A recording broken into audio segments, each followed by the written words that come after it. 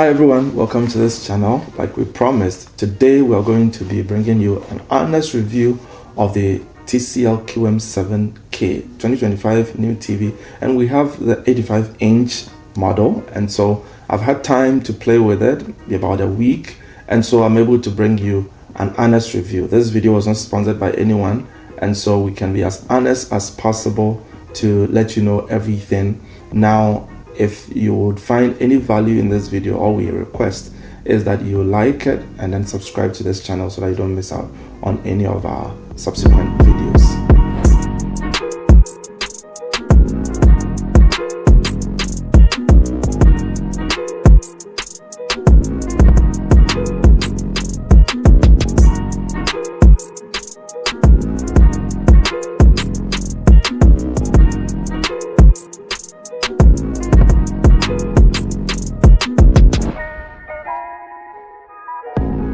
TCL did a great job with the QM7K with the build quality, although it is not anywhere close to the QM8K. But even though it is all plastic, like you will see in the footage, the bezels and everything, they are all plastic, but it still has that premium feel. It doesn't have that plasticky feel. And so yes, it is plastic, but it feels nicer. Let me say it's a nicer plastic, if I can put it that way. And then you see that the stand, and it is also plastic, but at the base there are two metals that are there to make it a bit more steady, but the rest of the stand is all plastic, and so it's in two pieces.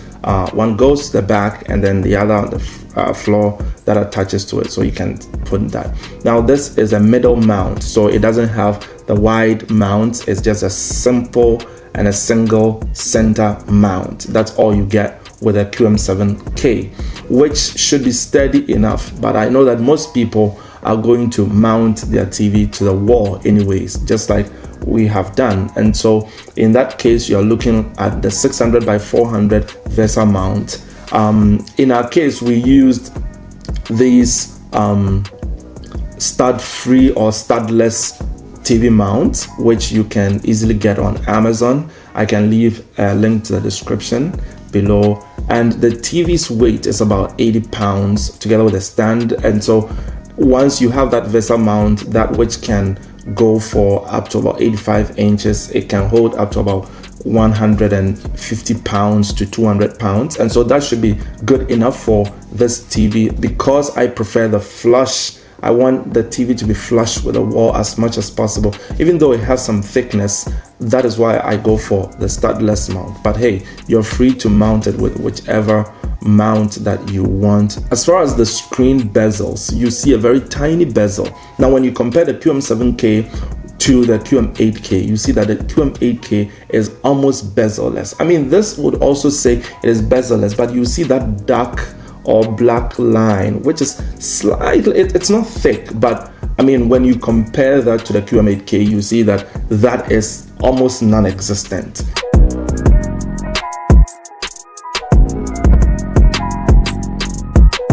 There are 4 HDMI ports, so you have 2 at 144 hertz. So those are not your ER port. So you have 2 other 4K for 60 hertz. One of them is the EARC, so that helps. I think that is a great design by TCL, so that you don't use up your 144 hertz for your sound bar. However, you can make the argument that sometimes sound bars like the Q990F or D or C from Samsung also have the pass-through, so you can connect your game to the sound bar if you don't want many cables running through the back of your TV. And so yes, in those cases it would make sense that the EARC port would also be a high refresh rate or a 2.1 HDMI port. But this design is also good, so that you have 2 dedicated HDMI ports that you can use for your gaming consoles.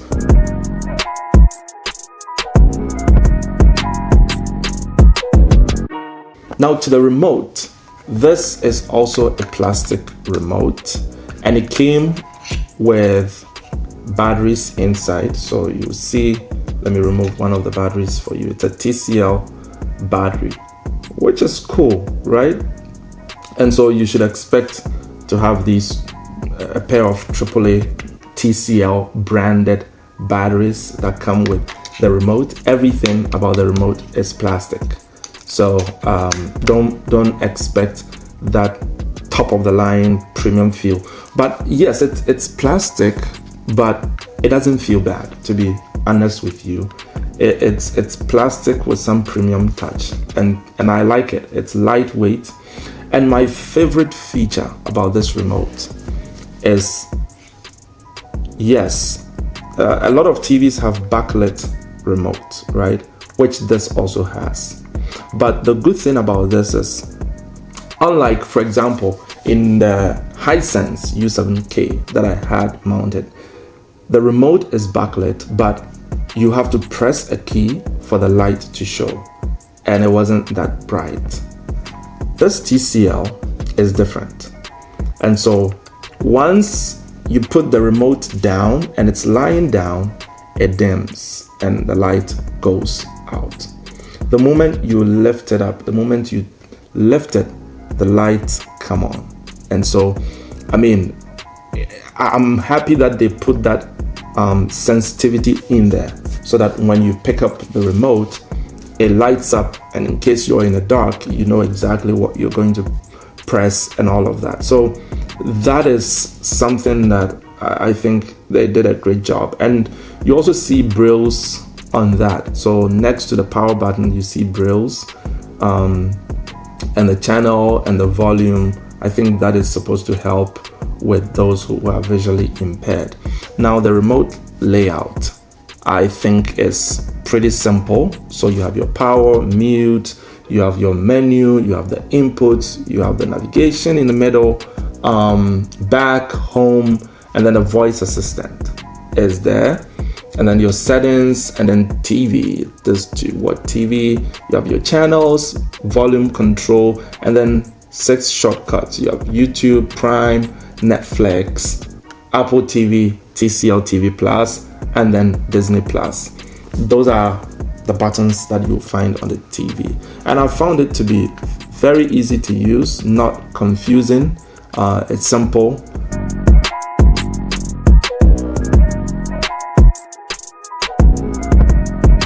Now, when you go into the menu, you will see the first thing is the brightness. And so currently the brightness is set at 79, which is pretty high, but it's not all the way cranked up. And you can adjust that right here. And then picture mode, you have all these different picture modes. You see that it's on filmmaker mode, because that is the closest to color accuracy, to how the producer wanted the movies and everything to be seen. It's more natural. And so I personally prefer to watch my TV in the filmmaker mode or in the movie mode. But most of the time I'll use the filmmaker mode. They have the intelligent mode, which allows their AI PQ engine to look at the images and select which picture mode will be the best. But you don't get the true to life picture with those. So intelligent will be good. I mean, if you like it, if you want the AI to make the picture decisions for you, yes. But I like to make my picture quality decisions. And so you can also try the Vivid, which gives you very vibrant colors, but again, not color accurate. And then you can try the Standard, which is also good out of the box. You have adaptive brightness, which in my case is on, but you can set it to off. It's a matter of preference. But I like to keep it on so that when the room is bright, the screen will also be bright, and when the room is dim, the screen will be dimmed. I don't want to destroy my eyes with all 3000 nits. Then we go into the picture settings. You see the arrow is pointing to the fact that you can open the full menu.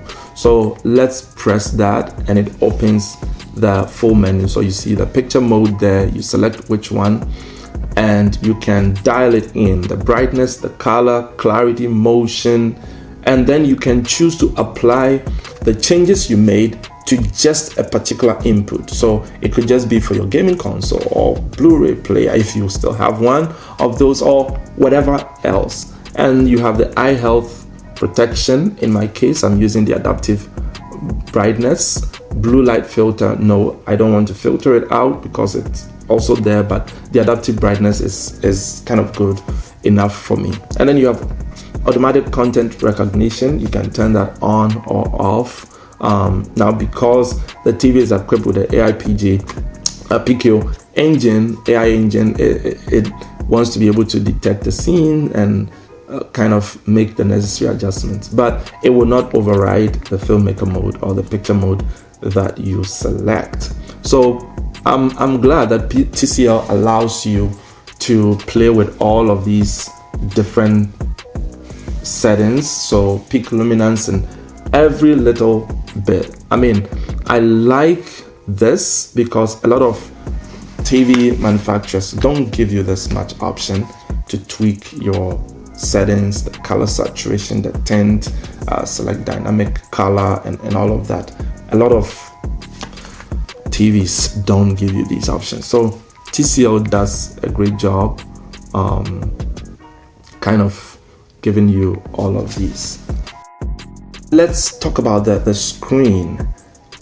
I did mention that even though TCL talks about the Crest Glow HVA panel, which is supposed to do well and handle reflections, you can see on the screen that the light is showing at the top there. If you look carefully, you can see, especially when you have a darker scene, you should be able to see that the light in the room is reflected there, but it's not terrible, honestly speaking. For the purpose of this review, I put the light to the maximum so that you will see the maximum impact. Now the room is well lit, so even in those scenarios, because the TV is very high brightness, you still are able to do very well. Let's just go into the normal TCL TV and see just a few scenes from there.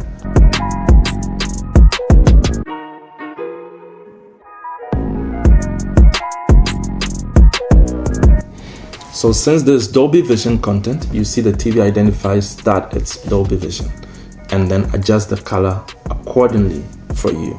And so that is going to be normal. I mean, most TVs will do that, right? HDR, Dolby Vision, you shouldn't have any problems with that. It displays those contents well, and especially in filmmaker mode, it will look just as it was intended to be seen. So to blooming, let me just talk a little bit about blooming. Now, TCL did a phenomenal job with this TV when it comes to blooming.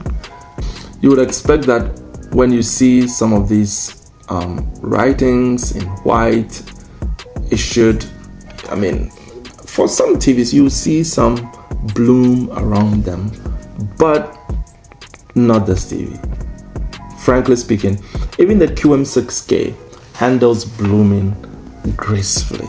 So when it comes to blooming on the QM7K, I would want to say that it's almost non-existent, right? So you can see there's a blooming test, and I mean, look at the edges of the whites.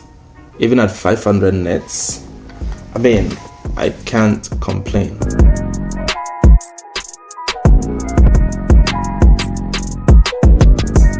So as long as smart features, you can control it with your phone using the TCL Home app.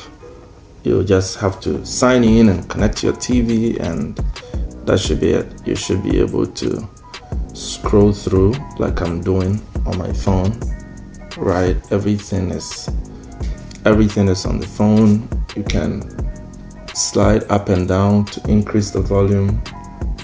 So you can increase the volume, decrease the volume, all on here. You can go back to home. And so that's great. You can use it to search for stuff that you need to do on the TV. So yes, it's Google TV, and so you get access to all the apps. In fact, the app library is huge. You can install so many apps.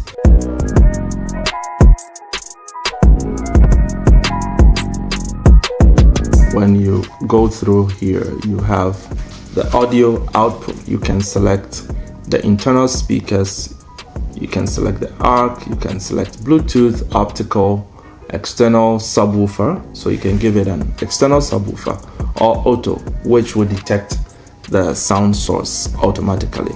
So let's use the internal speaker here. And then when you come to sound mode, we have movie, speech, music, game, night mode, sports. I mean, so many.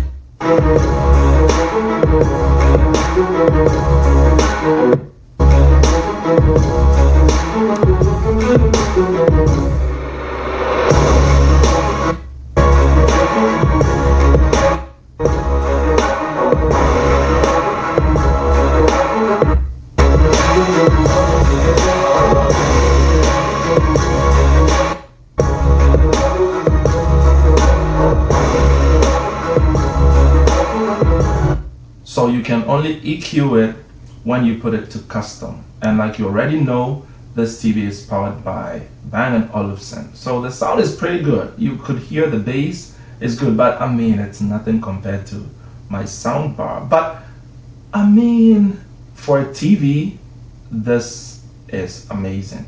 You could hear the sound. I just paused so that I could explain what is going on. You could see the different sound modes, but when you put it to custom, you can actually select how bright it is, and I'll do that shortly for you to see. But the sound is pretty good. If you don't have a sound bar, you will be fine. But I mean, I'm not going to use this sound when I have a 12-inch sub, right? That's definitely something I'm going to use. But if you don't have it, you are not going to miss much with this TV.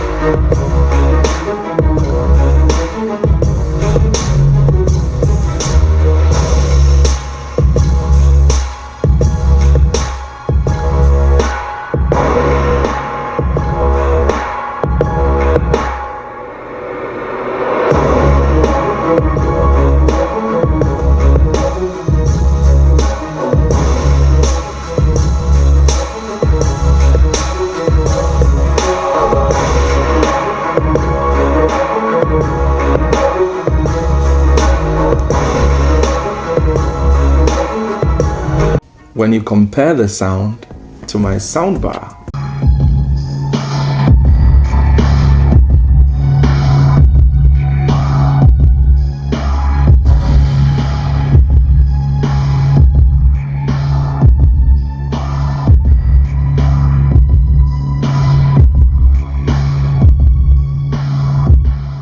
it blows the TV out of the water.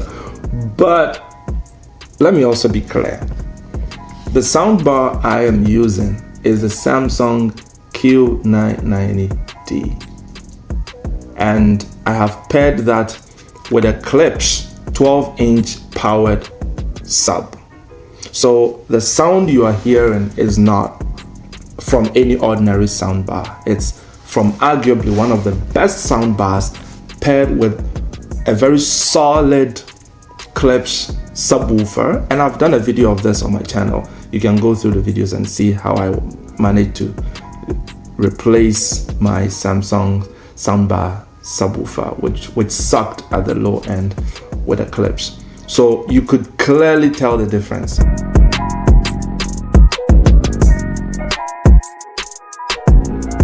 Now, when it comes to energy efficiency, yes, it's a bright TV, so don't expect it to be Energy Star rated. It's not.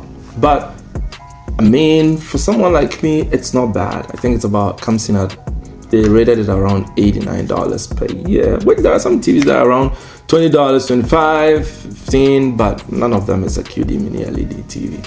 So you have to understand that with the high peak brightness also come with energy consumption. But TCL thought of that, and so they give you some options here when you come to energy dashboard. So let's go to the energy dashboard, and they have some recommendations, so you can apply their recommended settings, which may not be the best for you if depending on the environment that you find yourself in. But they have the brightness, you can adjust the brightness.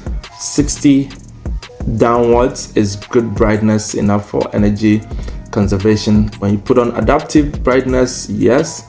You can also put the dynamic brightness to eco, but no, sorry, I'm not doing eco mode. And then you have all these other features when you're watching, the hours and stuff, inactivity time, you can bring it to 20 minutes or 10 minutes, sleep timer, and then system sounds.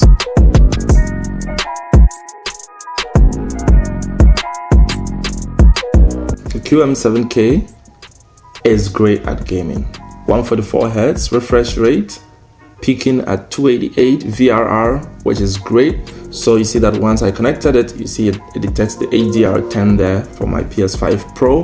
Let me show you something. Once you connect the game and you go to menu, you would see that all the way here, Game Master is turned on. So the TV automatically detects that the console has been turned on and it goes into the Game Master mode. Now what the Game Master does is it gives you access to dedicated game menu, which you can access by long pressing the menu button. So when you press and hold the menu button, like I've done, the game menu is going to show up like it has. So you can see aiming aid. I don't think I would do that, but if you play a lot of first-person shooter games, you might use that. Magnifier, and then the game picture mode. So you can change that. You can do the FPS, RPG. I like to keep it at original, and then ALLM, which will be the auto low latency mode, right? That's on. Latency is not your friend if you're gaming, especially competitively, so you want that. And then when it comes to VRR, it's also on. Then you have the shadow enhancement, which you can turn on or off, and then you can also come to the menu. So when you open up the menu, then you get all of these. So you can choose to have the floating window, which will show you the frame rate or the refresh rate on the screen. You can turn on HDIG, which would only work for HDR content, and then you can use the high frame rate, which is if you have games that are going to play at greater than 120 Hz, then you can enable that. Then you can also change the theme from the classic blue here to green. So let's do the green and see how it's going to look like. And you can also choose the cartoon theme. It's, it gives you that Nintendo Switch kind of view. So let's try some casual gaming. Let's start from eFootball, and then we'll transition to other games as well. So I kept the refresh rate up there just for reference. I don't think this particular game is a high refresh rate game, but I mean,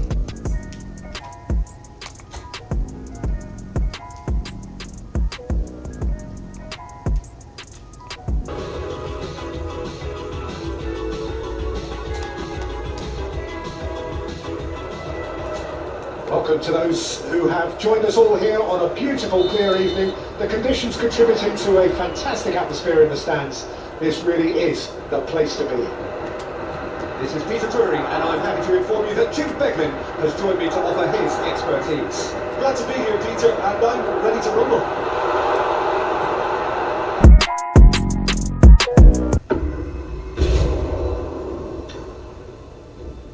Conquer. Local.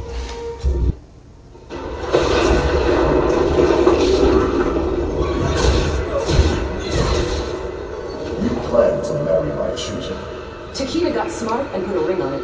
First, prove you are worthy. Round one. Fight.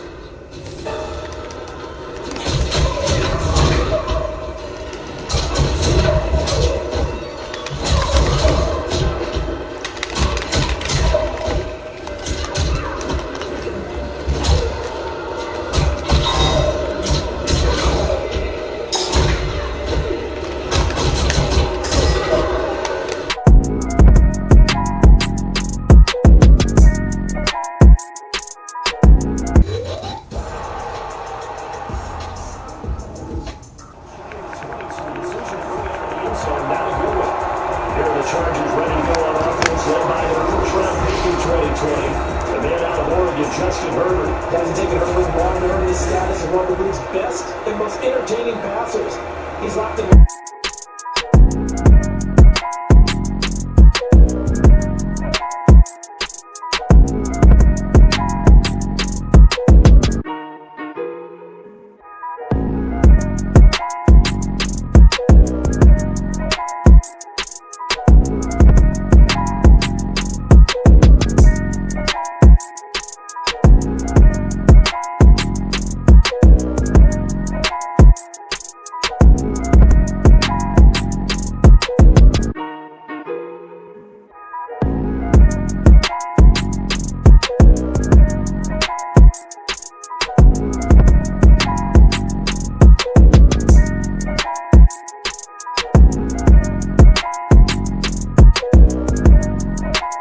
Alright, so clearly the TCL QM7K is a great TV. Do I recommend it? Yes. If you have the budget to get yourself a TV, I mean the QM7K is MSRP 2500, but currently at the time I'm recording this video, it is 1800. It's 1798, so that's 1800 on Amazon. I'll put a link in the description if you want. That's a deal. I think they are running whatever it is, so you can get it for 1800. Is it worth the price? Yes, hands down, it is worth the price. When you look at all the features and everything that TCL was able to pack into this TV, I think at 1800 it is a great deal. And so if you have the budget and you are out there in the market looking to buy a TV and you're considering the QM7K, yes, I would definitely recommend it. If you have a little more money, you can aim for the QM8K, but you have to understand that that is going to cost you a lot more, and the difference isn't too much. So for example, the 85-inch QM8K is almost $3,000, right? The MSRP is about $3,800, and it's also on sale for $2,997. So that is more than $1,000 difference. So $1,100 difference. And so, I mean, it's a no-brainer. I would keep my $1,100 in my pocket and get the QM7K because it is going to do a phenomenal job for you. Like I said, I've put links to the TV in the description, as well as the sound bar and some other features, that wall mount and other things that if you wanted, you can use them to purchase those products. Now, as usual, if you found any value in this video, give it a thumbs up and don't forget to subscribe to this channel. You'll be helping us a lot. And also click the notification bell so that you get notified when we release new videos. Thank you for watching, and I'll see you again in our next video.